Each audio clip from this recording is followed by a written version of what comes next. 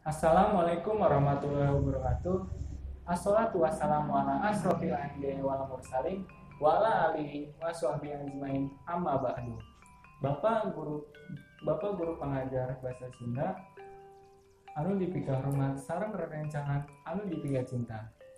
Dina waktos ieu abdi bade nerangkeun pentingna kabersihan lingkungan. Pentingna ngajaga kabersihan lingkungan.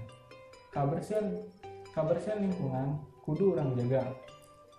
Urang kudu ngajaga kabersihan lingkungan sapertos ulah mican runtah papaduan, nyorat-nyorat tembok jeung sajabana. Kabersihan oge aya marupi-rupi macamna. Nyaeta kabersihan hati, kabersihan jiwa, kabersihan raga, sareng kabersihan rohani.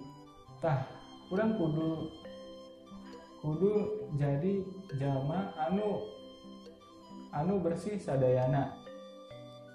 Hayu urang ningkatkan pola hidup sehat kanggo kasayan sadaya, sangkan tiasa leuwih getol ibadah ka Gusti Nu Maha tur Maha Asih ku cara sasarangan ngajaga kabersihan lingkungan.